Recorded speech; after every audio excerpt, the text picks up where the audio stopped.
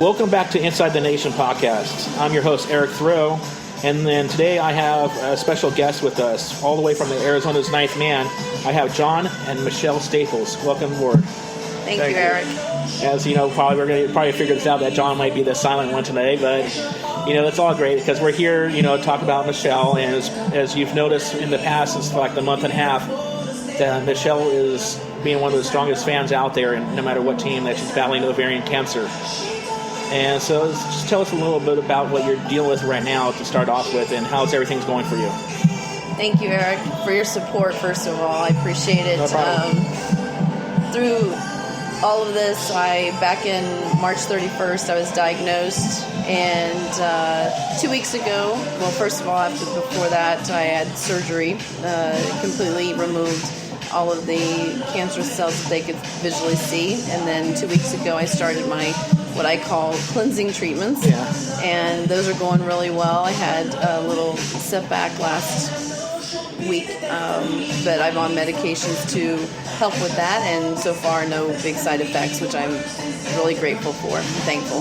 That's good, and I know the nation has, spoken out. They have to. And just if you haven't heard by chance for some reason, because I have multiple social media accounts out there, and I do it for my personal stuff too, if you go to ninthmannation.net, right on the right side, there's a widget right on top. That's the GoFundMe widget. And you can go ahead and click that button. It will take you right to the GoFundMe page for Michelle. And if you are able to, donate. If you can't donate financially, take that page and share it on every single social media you have. And let's just get the word out there, because any kind of hospital treatment, no matter how small or big nowadays, it's expensive nowadays with the way healthcare systems are. Mm-hmm. And from my understanding, if it's okay, you don't have healthcare right now yourself? We did not have health insurance, and now we got on the state assistance health insurance, but they don't cover everything. So the GoFundMe page has been a huge help with. Yeah, are they able to backtrack, or are they just covering from the date that you got accepted forward? From accepted forward. Okay, so any bills acquired from back then are not. So of course, if you can, go to GoFundMe and support.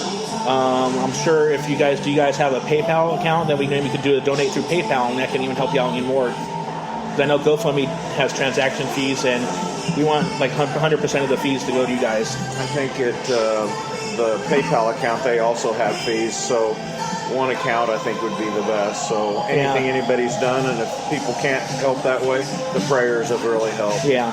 And sharing it definitely. This is a never-ending battle. I know this started back in April 2nd on the first week of the AFL season.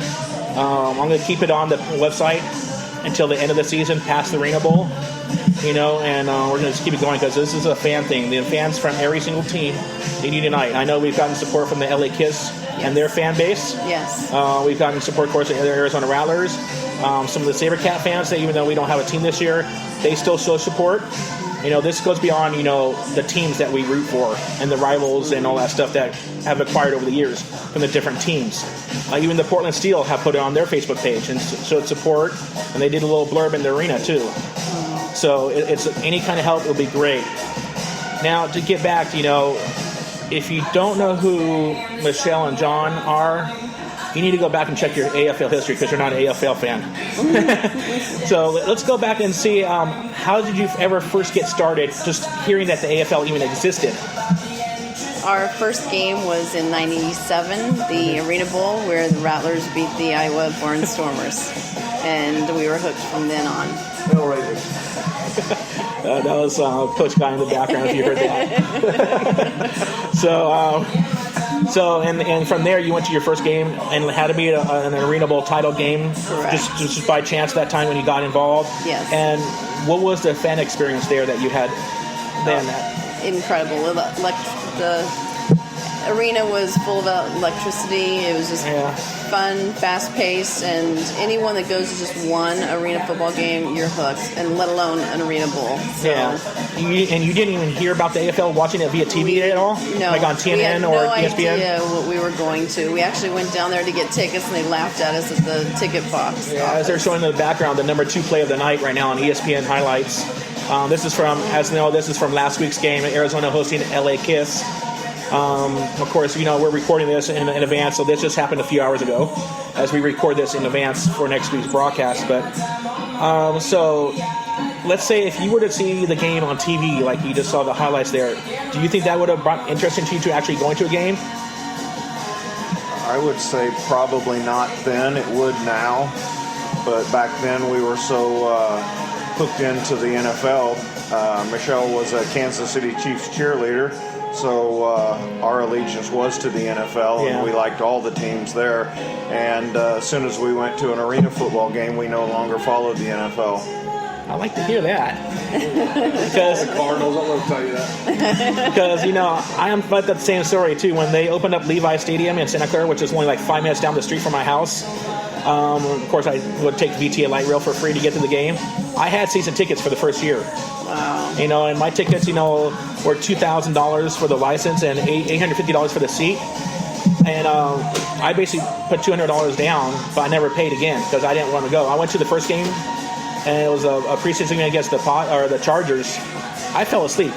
So I just got done watching the Reno Bowl a couple weeks ago, and it was on TV. It wasn't, the SaberCats in the Reno that year. It was a couple years ago.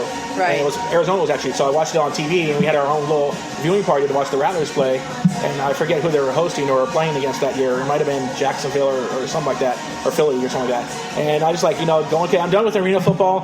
Adrenaline. Oh God, now let's go to NFL. And I fell asleep. It was really my buddy. I was like, "Wake up, dude! I hear you snoring." And I said, "Okay, let me try this one more time. Let me go to the home opener because they might make it more spectacular because it's the official home opener of the new stadium, the pride and joy there, Levi Stadium." And I said, "No, it's so much slower pace. Than I was AFL. like, when are they going to score? They should score like 10 minutes ago. What's going on?" I'll tell you how green we were. We went to the Arena Bowl in '97 and watched Donnie Davis beat Kurt Warner, and we loved it so much we got season tickets in '98, and we went to our first game. Cedric Bonner was our starter, and we complained, wondering why our starting quarterback is now a backup. We didn't know Cedric Bonner was our starting quarterback. We didn't know who he was. We thought Donnie Davis was. Like with everything, it's a learning curve. You got to learn the league. It's there's different rules. Exactly. And it's required. But the main thing, it's a football game. Yeah. Yes. It's a game of football. And from my conversations, like one year, Devin Wyman, he just won the Super Bowl with the New England Patriots. Right after that season, he got done. He came and played for the SaberCats. Won the Arena Bowl with the SaberCats that year. So I talked to him and said, "So, which is tougher?" He said, "I'm not ready for this AFL stuff." Yeah. And that's back when they had Iron Man football. Yes. When you're going, offensive like two-way. He said, "No, you think NFL? No, this is tough." And then that thing that's over there on the sidelines called the wall. I'm a big guy. I can't be doing the wall thing, Exactly. climbing over. So as you went to your first game and you became a season ticket holder, you said, what, 98 was it? Correct. Mm-hmm. So were you in the same seats that you are now? Same section. We were back about 15 rows, and it took about 3 years to get up to the second row, and then we got to the first row. Okay, so basically how I started out in the same row 8, and then I went to the front row the second year I got involved and been there 15 years straight. That's about the what we've been, yeah. 15 years. Yeah, so it's just, coming from other fans, this just proves that just go to a game. Whether you see a contest online somewhere, whether it'll be on the AFL's website or a local team's website if you're in the area of a local team. And this speaks to you fans in Washington, because I've already been getting reach outs from the Washington AFL area, DC area. Go to a game. Yeah. I know Washington, they're saying $25 deposits just to start things open, $50 season tickets. Wow. As according to what they said in their press conference, they have established themselves as a pretty well solid footing. The way they're doing the announcing this year, doing it a year in advance, instead of doing the same year like where the Kiss and Thunder came in, and of course the Outlaws. That's a whole different side story about the Outlaws and Neil not paying his $3 million buy-in with his so-called financial partner from LA. But basically that's how it's going to be announced. And this brings back to the Portland team we discussed on our last podcast, like the Pittsburgh team. That's not going to happen. No, not so yet. The only team coming next year will be Washington D.C. and they're going to be red, white, and blue. You didn't hear that from me officially. But, unofficially. You can see Capitals, Mystic, and Wizards. I know something in common there. Even they said it on the president. It might be this color behind us, red and white and blue. It matches nice with the logo of the But we're AFL. not saying Well, if they are red, white, and blue, we'll give you all the credit, Eric. Yes. So, what words can you say for fans to get out there to come to the game, whether it be fans not coming to the Rattlers game, even though this game that we did, they had 14,512. But what do you think about fans coming in, also bringing family, like kids? Absolutely. This whole league is a family-oriented league. Yeah. For the kids, just for the family as a whole, and just through what I'm going through, it also just shows the close-knit family atmosphere this whole league is involved with, because like you said, it's not showing just support here locally, but across the nation. It's just been really overwhelming and humbling as well. Yeah, you can see Michelle give a little side interview on Nation TV. Go to ninthmannation.net and then go to our Nation TV. You can see it both on YouTube and Vimeo. I got the CBS Sports Network clip, and you can watch it both on both feeds right there in 8 and HD. So of her giving a little information about what she's going through, and these teal shirts that we wear are called 1L's Army, because it's probably going under me when I accidentally hit L a couple times too many times. When I was typing really fast at 2:00 in the morning, and I knew it was 1L, but I don't know my damn MacBook, but so it's Michelle with 1L, and we just need, to show support. And after the game said, we're all family with the Ninth Man Nation. And that's the reason why I started Ninth Man Nation actually back in 2013, but I'm fully launching it this year. Because I think, with the demise of other teams, going from 12 and the year before that 14, and how we're sort of like on the roller coaster downhill toward that, the fans need encouragement, to still come. Yeah. When the league started out, it started out with like a rock concert with Cleveland, because they had like 13,000, 14,000 the first game, and the first top 3 weeks they had 5 figures each game, until the Monday night game when they hurt them. And unfortunately, I don't like the way the AFL is doing Monday Night Football again, but I guess that's what the Televisia Deportes network chose to do, that they could team up with Univision. Yeah. And a lot of people don't realize it is Televisia, not Univision directly. That's doing the network broadcast for they just have a partnership here in the States. So we're glad you guys are good, and you guys are a true anchor footing, for the fans. And of course, we wish your health is most important. Thank you. That's why we're Ninth Man Nation. We're not, 60 minutes. Yeah, we root for our teams. We hate the other team or whatever. But after that, we're fans. We're people first. Right. Even at the games, we're people first. Like the game here against the Kiss. Nathan Stanley, diehard, great player. And he got injured, and unfortunately, he's just staying over for tests, and it's not serious. Whether he's going to start for the game against Portland next week or this week, it's still to be questioned. But from what I talked with Joe Wyndham, he's going to be okay. That's good. So there was another player, Madison. He hurt his knee, and he was just icing it, so it shouldn't be too serious with him. But that just shows you that players give their all. And what experiences have you had with certain players, from the past to like the present? Like, will it be Hunky Cooper? Oh, that's old school. I shouldn't go that far. Sorry. I need to stay to the current players in Windsor. Mr. Cleveland Brown guy. The professional. Yeah. Windsor, you got Chase DeOtter from Sac State, so. I'll tell you as far as the Rattlers players, Nick Davila and Tyreek Glasper.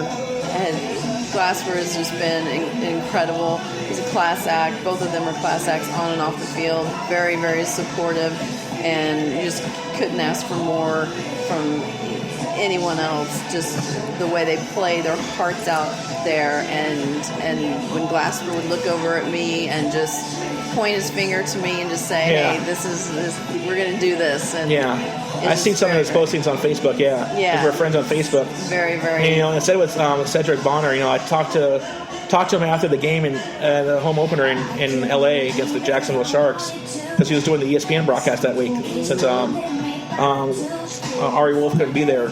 And so I talked to him and I told him about your situation. He said he's going to show support. He's going to reach out. I don't know if he's done that yet. Maybe he's done that. He has. Yes. Yeah. So and we're looking for you, Cedric, to get answer your private message I sent you, and let's get you on the show. Yes. And we want to show your personal experience for the league, and now you're going on to broadcasting. Absolutely. And so it just shows that there's a staging ground for the players. The players great. There's family. They don't get the so-called big heads like the NFL players do. Absolutely. So, and what was your experience when you were like cheerleading for the Chiefs? As far as for how the NFL was and the way it related itself to, like, say, the Kansas City's 12th man. Right. Only Joe Montana. Joe Montana. Joe Montana. He was the only one to really come by and wish us good luck, and we were all hearts fluttering and saying thank you, Joe. But no, we didn't really have any interaction with the players because we couldn't. Yeah. I mean, he came by and did that, but other than that, we didn't have any interaction. So it's night and day. The aspect of how close you are in arena football, the fans as a fan to the players, and how close you can get to them. Yeah. It's just an incredible. But on the other hand, you were a pen pal of Lamar Hunt's for over 10 years. Right. And he always said you were the only cheerleader that ever kept in touch with him. So that was, besides that, you'd be right. There's not a lot of interaction. Yeah, Lamar Hunt was the owner, right? Yes. Correct. And he brought the Chiefs from Dallas, Correct. from being the Dallas Texans to the, Absolutely. and was in charge of possibly merging the AFL with the NFL. That is correct. And named the Super Bowl. Yep, the Lamar Hunt Trophy. Yep. But I guess that's he it. named the Super Bowl. Oh, then yeah. Because the first two were the NFL World Championship games. And at Christmas time, before Super Bowl IV, they gave their son a Super Ball for Christmas. And he was looking at the packaging, and he suggested, because the college games were called bowl games, to call it the Super Bowl. Yeah. And so Super Bowl IV was named Super Bowl IV, and guess who won Super Bowl IV? The Kansas City Chiefs. As he began dancing. Yes. Are you sure you're ill?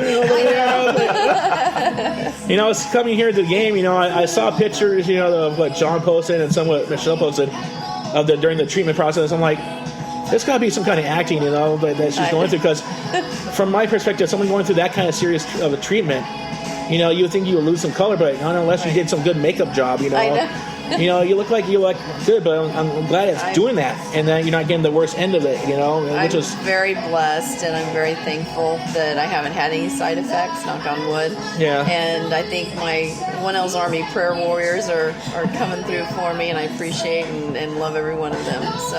And just to let you know, by the I think by the end of business night Monday, to go to their Facebook page, 1L Army. To make it simple, it's going to be 1lsarmy.org.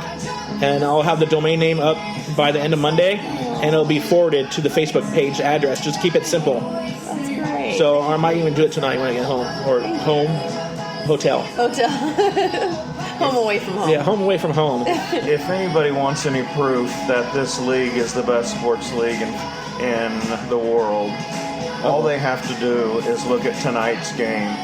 An opposing player that played for San Jose that we played against and yelled and screamed at for 15 years, Cleveland Thomas, brought a ball over to Michelle and gave his sentiments. Yeah. And there is many players that we've faced this year.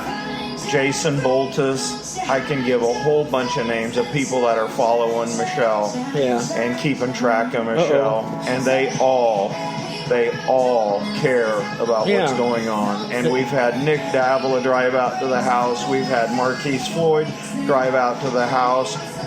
We've had Tyree Glasper has made 3 incredible defensive plays this year, and he's gave Michelle every game ball when he makes an outstanding defensive play. Yeah. And we've had former Commissioner David Baker and his wife Colleen. Yeah. They check in weekly with us to make sure And they Michelle's donated. going good, and they donated money. Jerry Kurz has kept close to Michelle and Colin. We've got Christy from the arena football office checking in. We've got Joe in the front office is checking in with Michelle. We've got Ron, the head coach for the Steel. Ron James, James has been checking in. Tom Goodhines and Michelle are great friends, and he keeps close track of Michelle. Joe Wyndham in L.A. has done so much with this program and told every one of us players about Michelle's situation.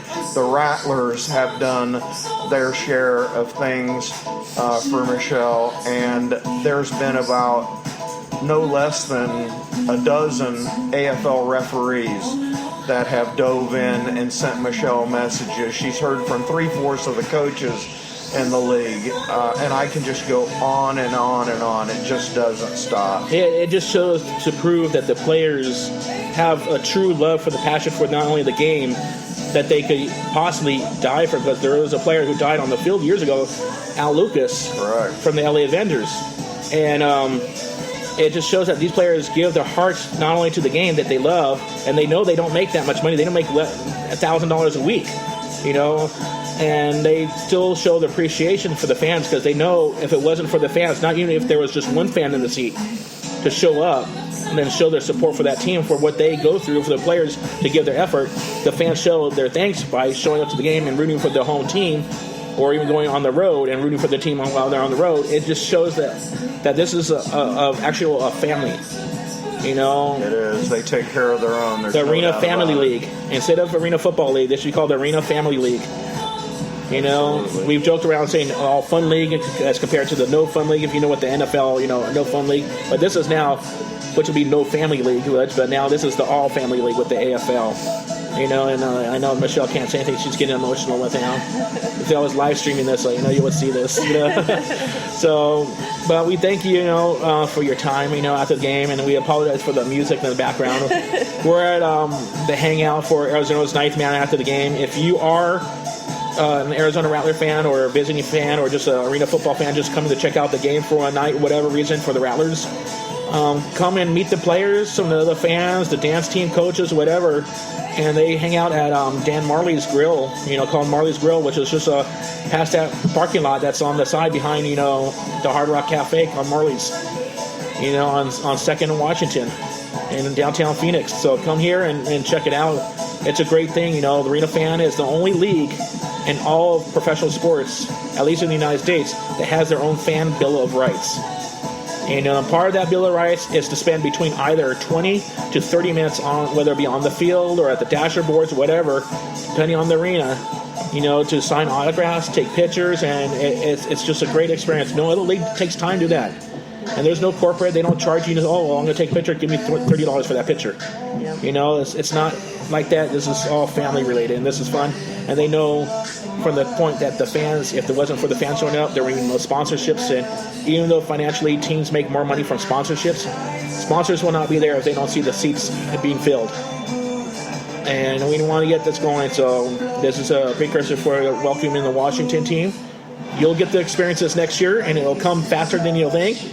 The season will go faster than you think, because it is high impact. And you're like, did we just have a game? What was that? I saw something fly by me. I saw these guys on the field, but I don't know what that was. That's how fast and energetic this is. And that's why John, Michelle, and myself, we all fell in love with this game. And I've taken it to the next step to actually become media. Not a media sense to show, okay, the stats and blah, blah, blah. I get all the information. Yeah, that's great. I share the scores as they come on Facebook page, Twitter, and Google Plus page as it happens, as I can. But most importantly, I want to share the experience and get more people and get the mindset that this is not real football, it's still football. Why not have football year-round? Whether if you want to continue doing the NFL, that's your personal choice. But come during the spring and summer, in the climate-controlled arenas, family affordable, meet the players, and become friends with a lot of people that you don't even know who you're going to become friends with. And also for the new Washington fans, when you get to go to your game, the football comes in the stands, you get to keep it. Although, if a player comes in the stands, you have to give them back, unfortunately, I'm sorry to say. And it took Michelle 2 months worth of games to figure that out. I know. She said, what? I'm not supposed to keep this guy? So I thought he was going to come over and do my chores. Exactly. Because he needed extra money, So yeah, keep the you can keep the ball as long as it's the ball that's in gameplay. Yes. If it's like during warm-ups and they happen to go through, whether it be through kickoffs, you have to get that, because that's just practice balls.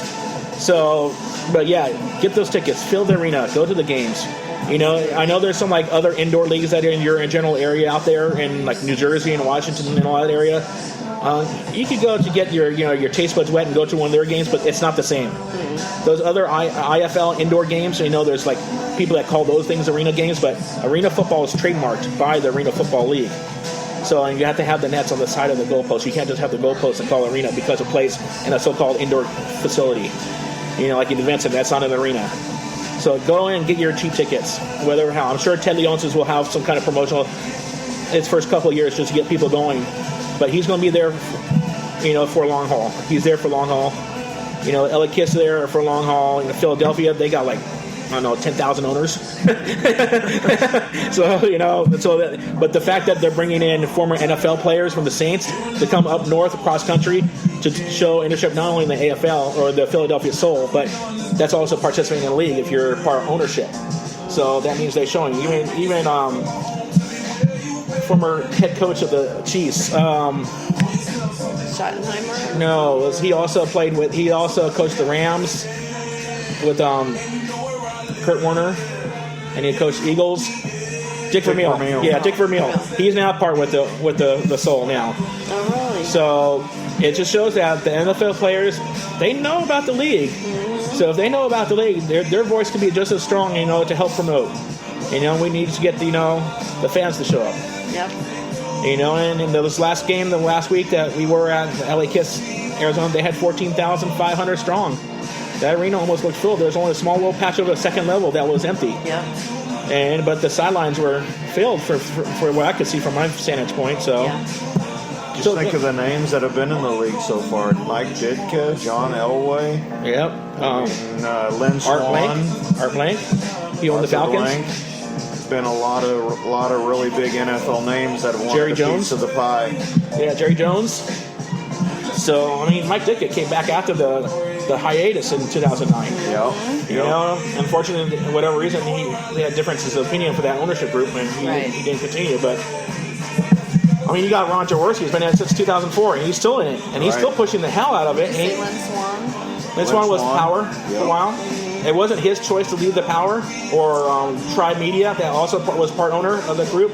It was the majority owner who, for some reason, did something and he didn't want to pay, so he said, I'm out. And they still had 2 more years of lease on the Console Center in Pittsburgh, so that's why I think this whole thing about the Pittsburgh polls coming around next year, which is fake. We already said that was fake on our last podcast last week. It was a fake, and I reached out to Twitter, and they shut down the account. It's no longer in existence.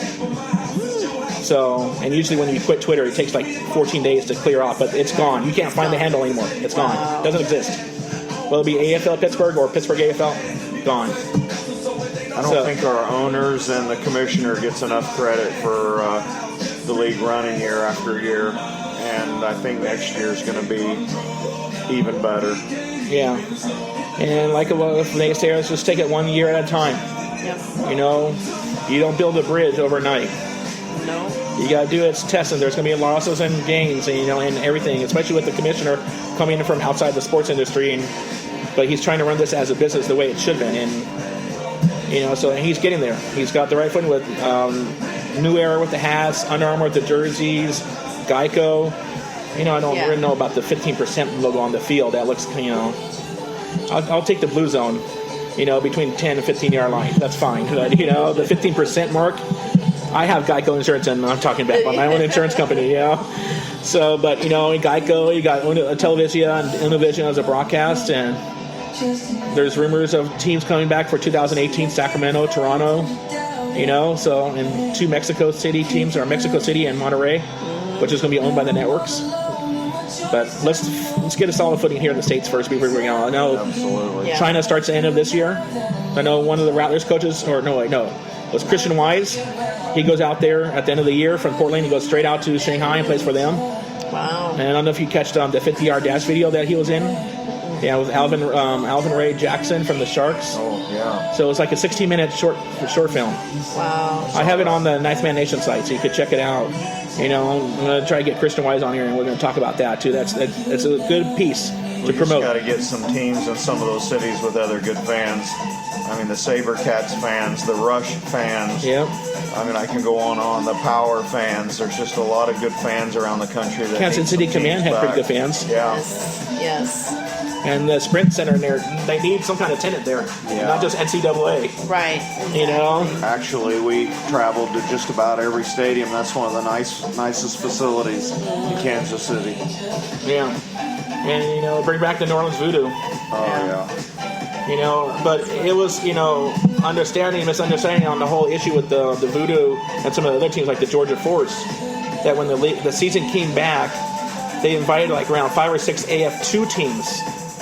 And, they got the Spokane Shock, Oklahoma City Yard Dogs, Tulsa Talons, Alabama Vipers, Bossier Shreveport, Battle Wings. So the Spokane Shock are the only teams that really stayed put. And you got Bossier moving down to New Orleans after 1 year in Bossier. Alabama went down to Georgia. Oklahoma City just closed shop. Tulsa Talons relocated to San Antonio, but still came to Talons, but just different ownership. And, they just couldn't handle the main cost of a major league team and the cost of and you got Dallas Vigilantes, who came from a different league, from Frisco. I think they came from the SIAFL. And they tried, doing the Dallas Desperado thing, and they rented out the American Airlines then. They were a good team, too. They were a playoff team. And they just couldn't hold, fort, because Jerry Jones has such a tight niche on that city. Yes. In Spokane, with Nader, that was an issue with them when the original ownership group had to sell because they couldn't manage it, and Nader just finished out his contract and moved to the IFL. That's why he let all his players go, because he doesn't have the budget for the AFL, and he was saying it was for other reasons out there, so it's good that we got, rid of some of the teams that couldn't really afford to be in the league. Exactly. It's bad for the fans that were, showing their support for those teams, but eventually the league will get back to those original markets, That's great. Bring Tom Benson back from the Saints. He bought the Pelicans. Come on. Buy an AFL team like he used to have it before the split, Bring the voodoo back. Go ahead and make them, brown and gold if you want to, Yes. So, but this is Washington. Get to your Verizon Center next year. Yes. And go to the games. Go support an AFL game. Yep. Yeah. And I want to thank both John and Michelle for this. Like I said, go to ninthmannation.net, hit the widget there that says GoFundMe and contribute if you can, or at least share it if you go to the page and share it. And let's just spread the word that this is a family league in all sense of the word. And that's why we love it. And I want to also say, pardon for the music in the background. Like I said, we're at the post-game spot, and they're trying to keep this like a nightclub, but So, all right, well, we're going to continue on the show, and right after this, Tom and I will be back with our next part, and it's going to be Odie Armstrong. And we're sorry about our coach, Kevin Guy, interrupting our podcast twice. That's normal. All right, talk to you later. Thanks.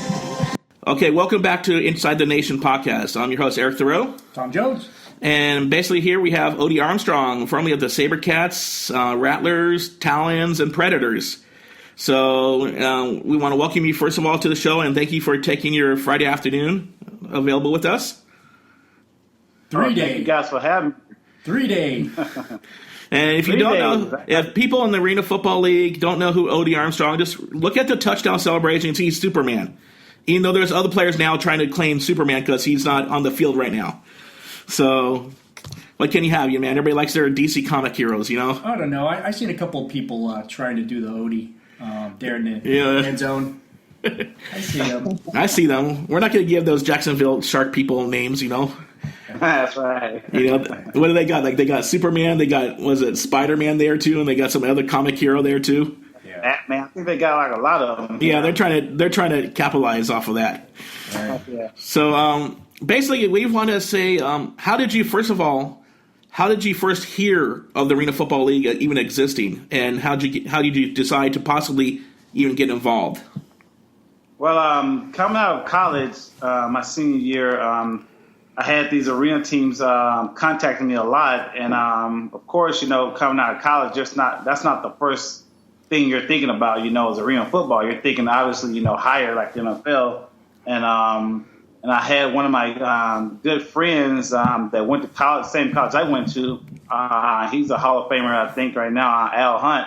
And I talked to him about it. And just after experiences in and out of camps and, just going back and forth like that, then I decided to give it a shot, back in Tulsa Talons in 2007.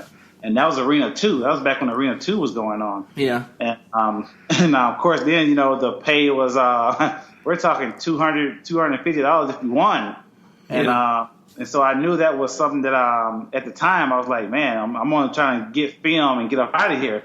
Well, while playing, I grew to love the game. And won a championship in 2007, and then I went to Orlando and met John J. Gruden out there, and man, I'm telling you, that's when I found out just how amazing arena football really was. The fan base Orlando had back then was amazing, and I just started to grow and just loved me. I loved my part of the job, and just love the game. I appreciate the game, the talent that was there. There was actual NFL guys there. I mean, playing arena football. You know, I mean, it was just awesome, man. It just grew up on me, and I just fell in love with it. So we noticed that in your first year, you stayed with Orlando with Jay Gruden, who's now with the head coach with the Washington Redskins in the NFL. So you basically started with the Predators back in 2008. Now going into saying this is your rookie year in the major leagues for the AFL, because the AF2 was considered a development league and owned 51% by the AFL. How would you think that you're going in there, you're getting yourself established as a Predator, whether you're going to continue on as a Predator later on or go to another team or whatever? How do you feel, that you had 1 year under your belt and you're okay, I'm getting things started, and then at the end of the year, you hear that the league's having troubles and they're going to suspend activities for the next year? Oh man, it was heartbreaking. I was just now starting to really develop as a fullback in this league, and Jay Gruden and Les Moss was also he was my offensive line coach. That's when I first met Les Moss as well. So we go way back as well, and I mean, they really pushed me, to become a great player. That they really believed in me in this league.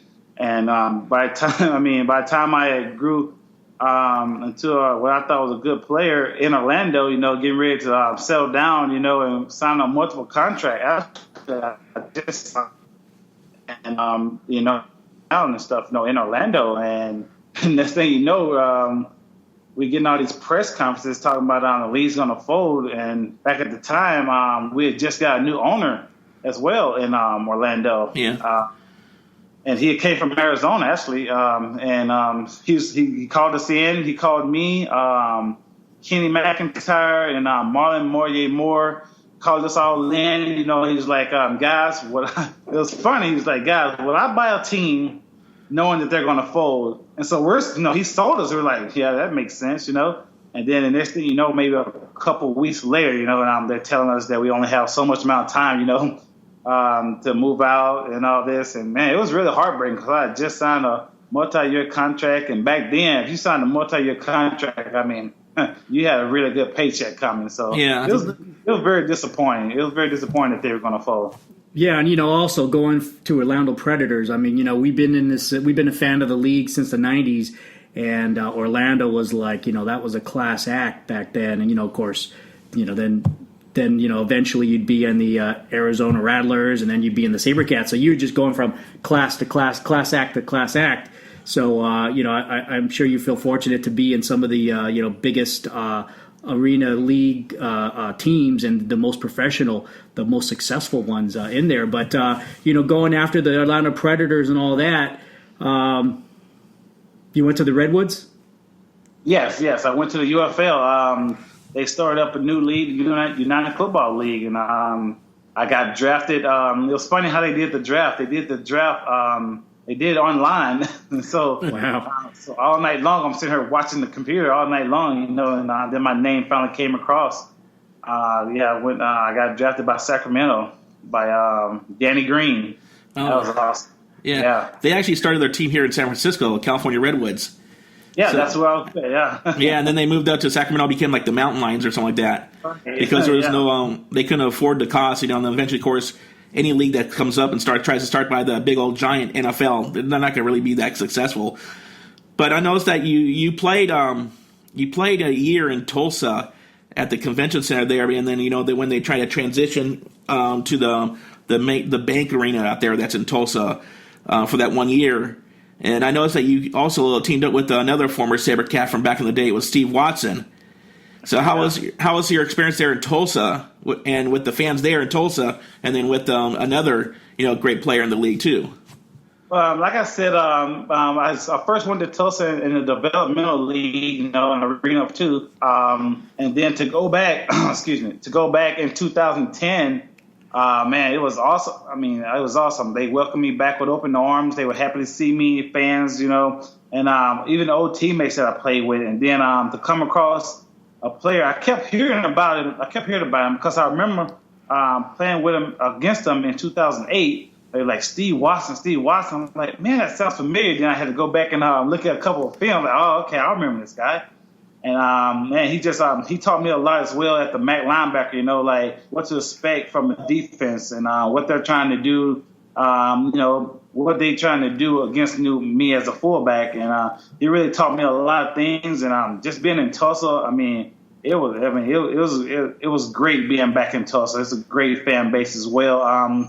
To be to be as small as they are, I say that, but Tulsa was really great. I mean, we had a great team that year. I think we lost the first round. To the champions, Tampa Bay, and but it was just amazing to be there. I mean, learning from it was other veteran guys on that team as well. I mean, it was. I mean, we had a really good, strong team, man, and I really enjoyed that. And we still talk about that year as well, you know, the guys. So, I mean, it was really nice being there. And then, you know, like it's very interesting going from AFL2, and then you're playing for the same team, and this is the AFL1, the one and only.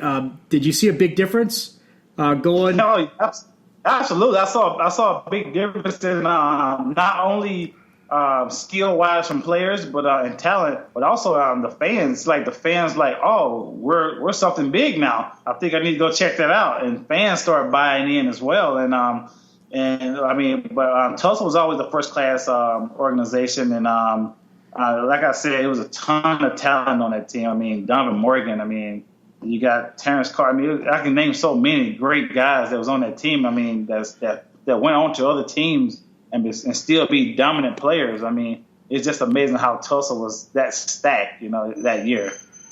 Yeah, definitely. And then, of course, after that, you went to the Arizona Rattlers. Yes. You know, and that was now, I know you live in Arizona now, but what are the reasons why you live in Arizona today? Is it because being on the Arizona Rattlers? Well, yes. When I moved out, when I signed out here in 2011, I only came out here for the season. So I came for a season, and I would leave for the off season, then I'd come back, you know, for the season. I was like, man, I said I really love it out here. I mean, I'm comparing Arizona to Oklahoma right now, so it's like, do I want 6 feet of snow in the winter, or do I want, you know, a really nice warm winter? And it was just, it just stuck with me living out here. And I love the weather. I love everything about Arizona. And, I just decided to just stay here and just live here in Arizona. Yeah, and we seen pictures of your house, and man, with the swimming pool out there and everything, beautiful, beautiful. So I'm sure you, look, I think he's still. Did you just jump out of the pool? No, I'm about to though. It's hot enough right now. I think I'm going to jump in there now. I got the pool guys outside doing their job. When they're done, I'm jumping in. Nice. Yeah. So playing for Arizona in back-to-back years, especially after the rebirth of the league in 2010. Did you find yourself a little more stable with that organization, especially now that you're being paid for by the league instead of being paid for by the individual team because it's a single entity thing? Did you have more stability? Yeah, absolutely. Because what's the thing? You want to be able to get a multiple contract in, so you know exactly where you're going to be at and become comfortable. Because coming off a 1-year contract, it's kind of hard to know where you're going to be. You can't really settle down. You're really looking for other teams. You really got a lot of work to do. And it's just hard. It's not hard, but it's really difficult. Not knowing where you're going to be the next year as a player. Because some guys, you got to pick up your families and go here and go there. And it's just nice to know that you can always plan to be in a certain place the next year. And I just think that's how this league needs to continue to be, just like that. Yeah, so do you think ultimately they'll be better for the league, beneficial, if it wants to still continue to grow, and now that Butera has sort of built a foundation to start going, maybe having the teams being more responsible for playing or paying the players themselves instead of having it go through the league, and then all the teams have to chip in for each player's salary? Oh, absolutely, because that way each player everybody's important on a team, but you have some guys, that are more important than other guys on a team, everybody knows that. And you don't want. I mean, you think those guys need to be paid a certain way, and I think that's up to that guy and the coaches, to deal with that kind of contract. You don't want to be paid the same as a guy that's really not playing or something like that. I think they really need to go directly between player and the team, and they handle just like back in the older days. Teams are in control of the players' contracts and pay. And I think you'll get a lot more players that not only coming from NFL but these other leagues as well to come and get more competition in this league. If they knew that they had those kind of choices and that opportunity to have multiple contracts and dealing with teams and not going through the league and stuff like that. So I think that's definitely something that they need to get back to, and in order to continue being successful in this league. Yeah, and just like anything, it took since the '80s to develop the league, and we've seen it grown over the years. And with sponsorships, with larger cities, with more and more teams, and you just when you have a full season, and you got not everyone's going to be making the playoffs, so it gives you some incentives, and it gives that a value, right? Making the playoffs, that's a value, an incentive, and a reason to perform. But going from I'm going to kind of set the stage here because San Jose and Arizona has been a pretty big rival over the years, right? Here he goes. So, from you being a player, I mean, you could pretty much guess what it is being from San Jose and just, with the Arizona Rattlers, you hate to love them and you love to hate them, and it's just that whole situation. And I know you play with a lot of different players and stuff, and you guys switch, teams, and you see them here and this and that. So before and after the game, you might have some of your best buddies on the other team, but during that time, it's every man for himself. You're out there. So going from a player's perspective, going from the Rattlers who hate the SaberCats, and then going to the SaberCats who receives a Rattler, what kind of experience did that give you, or what did you see from your point of view? Oh man, it was definitely emotional. Leaving a place that you thought you were going to be at for the rest of your career, but again, that's professional football, and then of all places I go to, I mean, to go to the rivals, your most hated team. The team you're mentally trained to hate. I mean, you don't even know half the guys on the team, but you hate them. And so that first couple of weeks was really a huge transition for me. Players, of course, they hated Arizona as well, so of course they don't really like me that much. They don't really trust me, and it's like they thought I was going to throw the game or something. But it was funny. But those guys, they became really good friends. I mean, the coaches, you would think with Coach Arbet and Coach Guy, their coaching styles, you can tell that they definitely coach together. I mean, both coaching styles are the same.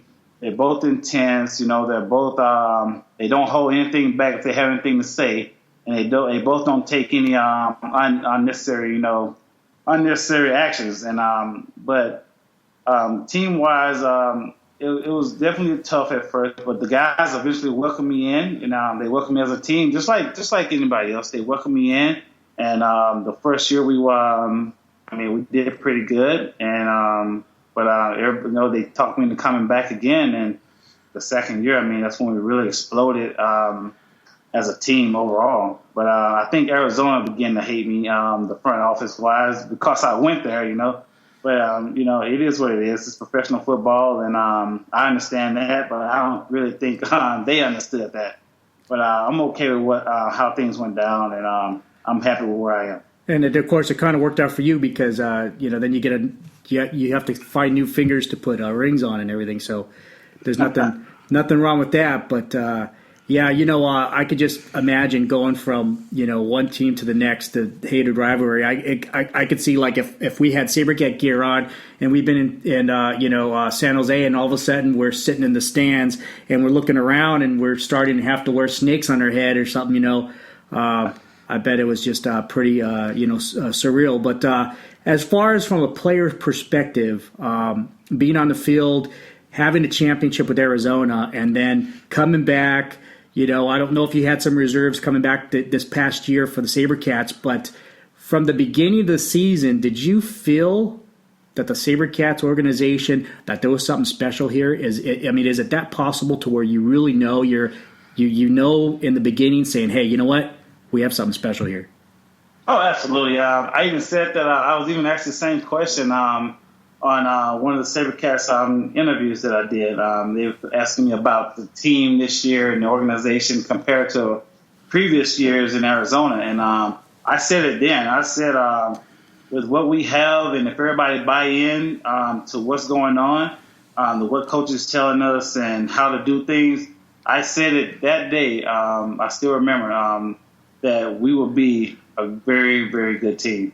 And I didn't know that we was going to make history, and only lose one game. But I knew it. I said it. You can just feel it. You can feel the camaraderie between the players. There was never any locker room problems. There were never on the field problems as much as there is in other teams. And we held everybody accountable. We got with the veterans that was on that team, the Cleveland Thomas. It's a guy like that you don't even want to let down, Yeah. So you want to do your best. You want to play your best every down for a guy like that. I don't know what it is about him. It's just something that you don't want to let the guy down. You just want to just do your best every time. I think that right there alone, it really helped the team, and it's hard to say, but I think we overexceeded what we wanted to do. If that makes sense. But it was such. If I planned on coming back to San Jose, if it came back, but if I don't play again, I know that I was on one of the best teams, or the best team so far that's ever played arena football. Okay, now that you're bringing that up, and we thank you for bringing that up. I see this little chat thread that you posted on Facebook, and you guys still kind of rivalry with Steve Watson going and say, hey, wait a minute, 2007 was best. Now, if you get a chance to go back to our previous episode, I forget what episode number it is, but we interviewed former SaberCat James Hunden, and he won the Reno Bowl back in our first day against the Rattlers, where we whooped Rattlers' butts 54-14 in 2002 in Reno Bowl 16.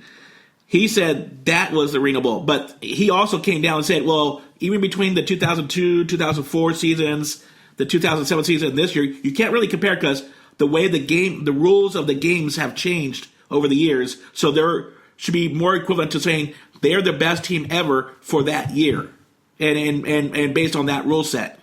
What do you think? I agree with that. I don't think I could play two ways in arena football, but those guys did it, and the way they did it was awesome. Going both ways. That's almost unheard of. I haven't done that since high school.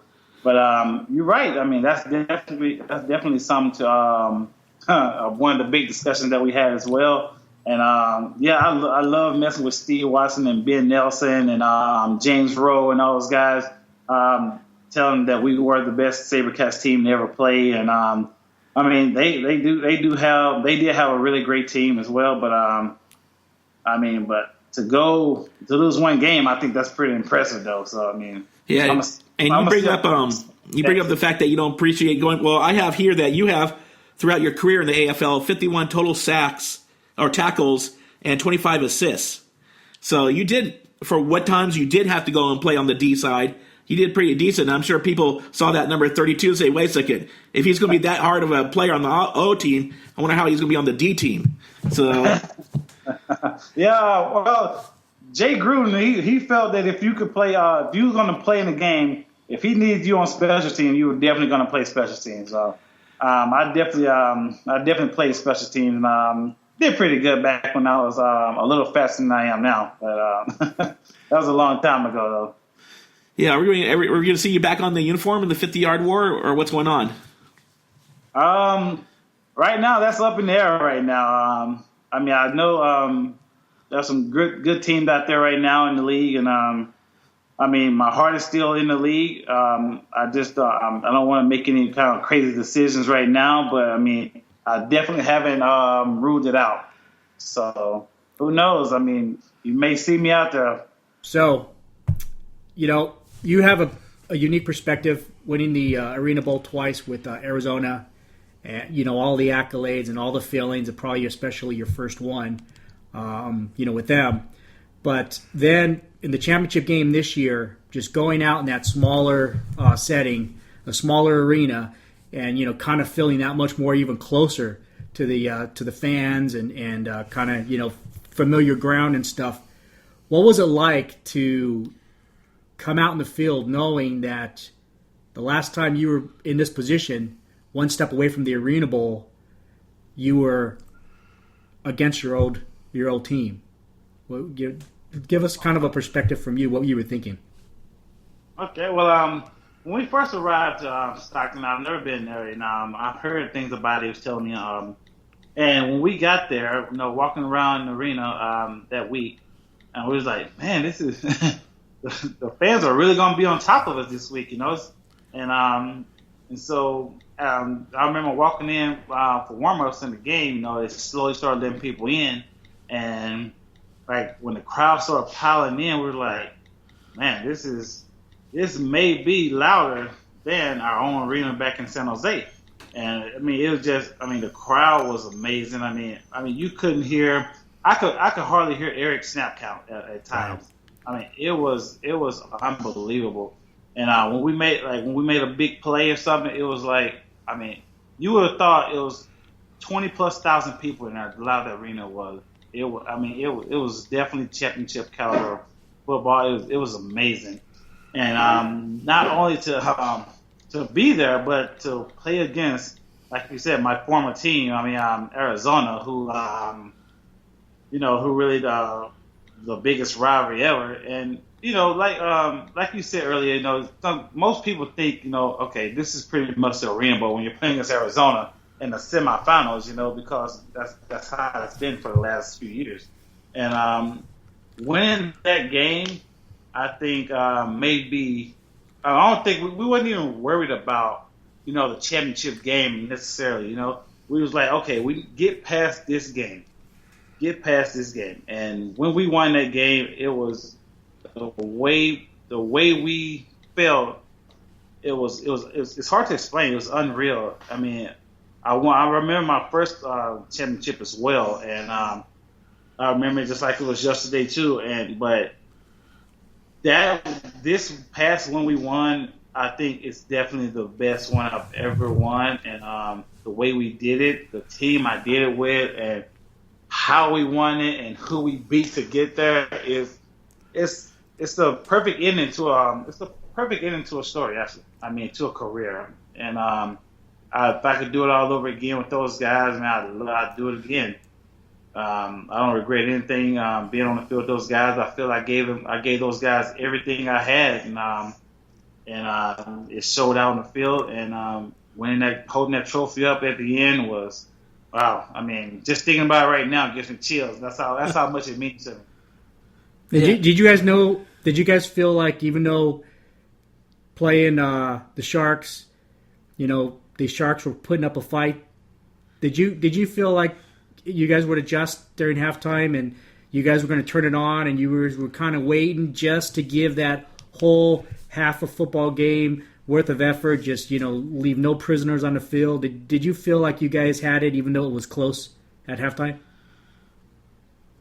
As kind as it sounds, yeah. Honestly, yeah. We knew that after the first half, we knew that they gave us everything they had. They opened up the books. If they had any tricks up on their sleeve, they gave it to us that whole first half. And we know that. After playing a game like we played the week before against Arizona, playing a game like that and then coming to this game, we knew that the second half we come out and play like we know we can play, that we'll run away with this game. And from the first series of the second half all the way till the end, we did that, and we ran away with it and had fun in the end doing it. It's just that's how good of a team we were. Yeah, and from years past, making the transition to the Stockton Arena, there was probably one feature as compared to the SAP Center here. I know you had 4 years at the SAP Center, whether it be as with the SaberCats or 2 years with the Rattlers coming in, that is that one thing that happened when the SaberCats scored touchdowns at the SAP Center as compared to in Stockton, that the cannon didn't go off for you guys. Instead, in Stockton, you had the hockey air horn that they had. What do you think about that? Did you save yourself from being in a heart attack? Yeah, somewhat. Those cannons, man, they get you. Then that horn, I think I like the horn better. I mean, it sounds that horn. It sounds more masculine. I think I really like the horn better, man. It was awesome. I mean, it didn't scare anybody or anything like that. I mean, I really like that. The guys, we like that. I think that's the best part. So, now that you're going into the off season, and you know that you haven't played for this season, so has any team even reached out to you? Or are you even available to be talked to? Depending on the league rules, are you able to be talked to by teams out there? Yeah. I've had a few teams contact me and asking me to come down and play and stuff like that. And it just, I mean, they asked me to come play, but the way they did it and the teams that asked me, I really wasn't interested in. It's hard to beat. What you had at San Jose. Right? I mean, it's hard to come from San Jose then and go to a team that, that's not that good. I mean, even though they're playoffs, it's hard. It's hard. It really is. It really is hard. Plus, you probably don't want to tarnish your perfect record with these arena bowls, and you take a look at your stats and your accolades, and then the all rookie arena accolades that you've had and everything. You've had a pretty solid career in the AFL. So, to come back, unless you really felt like you were with the team that was gonna do it and do it right, it's kind of like you probably want to keep your record. You want to. Everybody likes to leave football possibly for at least right now. Winners. So good for you. Congrats. Thank you. So we gotta say, as this is being a podcast show for right now, and then eventually we're gonna probably either next year during next season when the Washington AFL comes through, we'll probably switch this over to a TV version of our podcast, and we'll probably do it. We'll do it on our YouTube channel, Ninth Man Nation. It'll still be called Inside the Nation, but we want to have more of a relationship with the fans, and through your days at the multiple teams that you had with Orlando, Tulsa, Arizona, and San Jose, how do you think the fans are, sort of respected and treated by each team, and therefore, or what improvements can you see that the league can do to get the fans back? I know, like at the last game that we saw when I was there with you in Phoenix, it was 14,512 at the Talking Stick Resort, which was the second most this year for the Rattlers. So they're doing pretty strong so far, is what we can see. But how can you say that the league could improve to get the vote of confidence to get the fans to come back in some of the places that are not so strong? Well, I think just doing more, just doing more with the fans. We'll have, they have little games here and there. Some teams have little games here and there with fans, but I think by adding a couple more games, let the fans interact. Just have each team show the fans somehow to show the teams, that they really appreciate it. Yeah, did we lose you again?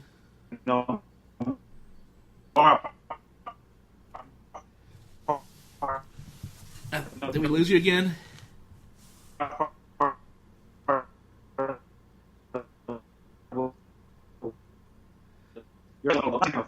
Really great fans, some really true fans that are way up top in the roster, that they don't even get, they're so high they can't get t-shirts, they can't get the prizes, that's thrown down, when they shoot them out. I think just also interacting with those fans up there at the very top as well, because I've met some fans that are really, really diehards. And they just can't afford lower bowl seats, but they're diehard, just like the ones that can afford it. I just think we need to just show them a little more love, I think. Yeah, and also to add to that, I think it's important to be in the community and do a lot of stuff outside. Maybe visit some hospitals. Put on. Of course, the SaberCats had the barbecue. That was nice, but that's just it's kind of a one-time thing. But really start promoting it, because even like when we go over to the road teams, we'll go walk around, and for the occasional person that's around the arena that knows something's going to happen, you could talk to somebody who even works at one of the bars close by, and they don't know of what, arena football team? And I think it was different in San Jose back when teams had more control as far as promoting. They did a lot more involvement and stuff and everything. And I think, to add to what you say, get the fans involved, and really start going out in the community. And if you're a city and you have an arena football team, everybody in that city, big town, small town, whatever, they should know that the Arena Football League is one of the other teams that might play at the arena. Very important for them to know that. We feel 100% on that. And also, just to bring it to example for what happens during the home opener this year, Tom and I went down to Anaheim to cover the Jacksonville Sharks at LA Kiss game. And we arrived one night prior to the game night. And we went to a restaurant that's right across the street from the Honda Center. And they didn't know anything about arena football. And it happened to be that the Portland Steel Arizona Rattler game was on the CBS Sports Network that night. So we asked them to turn on ATV, for that. And they turned it off after, I came back from using the restroom, and they didn't want it on anymore. They don't even know about the game. They even had a LA Kiss jersey when you walk in up on the shelf, and it's because that's where the LA Kiss have some functions. So it was not for the fans' reason; it was because they wanted the team to be supported when they came in. Yeah, because the next day the visiting team, Jacksonville Sharks, all went there for the game day. So they sponsored the team because they're the game day, provider for dinners for the visiting teams, and they don't care about the Arena Football League. Oh wow! So it's like there's no support for it. We gotta get more fans, and then like with you have coming here to San Jose, there was a lot more support. And just recently, when the Sharks went to they won their the hockey team here, they won the Western Conference Finals for the first time and are making their appearance. I happened to be watching a local broadcast on an independent network, not like like an ABC affiliate or whatever, but an independent news station out here. And one of the main guys out here for KBR, Gary Radnich, he even mentioned not only saying that the SaberCats or the Sharks are going for their championship to bring the title to San Jose, but he mentioned the SaberCats in the past and of course the Earthquakes. He forgot to mention the Rhinos and Grizzlies, but as far as he's saying, but yet the AFL is not the major top four. But he still gave a shout-out to the SaberCats for winning the championship. So there's a lot of work that still needs to be done, especially with intercommunication with the local media and recognizing that this is a major league sport. So I have a question for you, Odie. I know your heart's still in San Jose. I know you have a nice, beautiful house in Arizona, and you're part of the Rattlers and everything. But you said yourself that it's extra special here because you're with one of the best teams, if not the best team ever, and stuff. So I'm gonna assume that your heart's still in San Jose. So what do you think about the Sharks' chances of winning the Stanley Cup? I caught the end of a couple games. I have a couple friends at work, that talk about hockey a lot, and I'm gonna have to go with the Sharks. I got to stick with the team. I got to, what I need to do, I need to see if I can get back down there and try to come to a game. That would be pretty awesome. So yeah, we just took because I went to a game last round, not this past round, but the round before. That was right before the tickets prices started going up. So you're looking at about $600 in nosebleed. Like that's like where the tickets begin. $600 if you were lucky enough to be a part of the fans that waited hours and got a ticket the other day. So what we could do is talk to your former employers, the Fry brothers, and see about sitting in their suite. Yeah, there you go. Because the Fry's logo is on the ice rink right there and gets recognition. They sponsor the Sharks. So that's There you go. I think that'd be a great idea. The Fries have us come down. Do a SaberCats night out there. Yeah. Get us all down there. Say, Sharks, this is what we've been experiencing here in San Jose with our Arena Bowl stuff and championships. Now it's your turn to join the title. There you go. I like that. So, on that note, I know we'll let you go and enjoy the rest of your weekend. And we hope you have a good Memorial Day weekend. You and your girl have anything big planned? Barbecue. Well, we're thinking about going camping. So I don't know. We may go up north or something like that and try it. So Oh, nice. I've only done it once, and I was scared to death. So I may try. I may try it one more time. I'm not sure. It should be fun. As long as you know, make sure the fire's out when you go to bed for the night. I'm more worried about the bears and the fire. Okay, well, we want to thank you for spending your Friday afternoon. I know you just got off of work and you came to us and you did this, and we look forward to. You got my number now, Odie. Don't be a stranger. Let's keep in touch. I'm sure I'll probably go to at least one more Arizona Rattler game out there in Phoenix. And if you ever happen to come to San Jose, reach out to me. I'll be your tour guide out here, man. I'll be your host. Yeah, they got this. They got this great lobster roll at Blue Water Seafood and Crab. So we'll have to treat you out to a lobster roll if you like like lobster. Hey, now you know how to get me there with food. So all right, man. Guys, thank you guys for contacting me, letting me get in on this, and hey, if you guys ever need anything, man, give me a call down here in Arizona. I can be your chauffeur as well. All right, sounds good, man. All right. Thanks, Odie. Yeah, I can't let it go. Nice shirt. Yeah, well, look at that.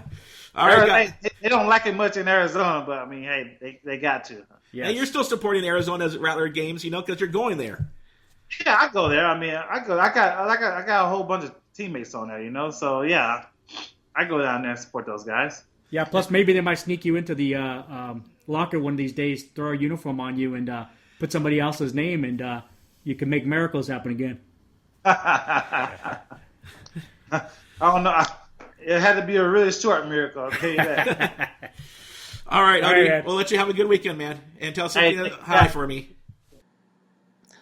Well, I'd like to thank Odie Armstrong for being our guest on our show tonight, Inside the Nation podcast. We also like to thank both John and Michelle Staples, who I pre-recorded from last week's game in Phoenix while I was down there.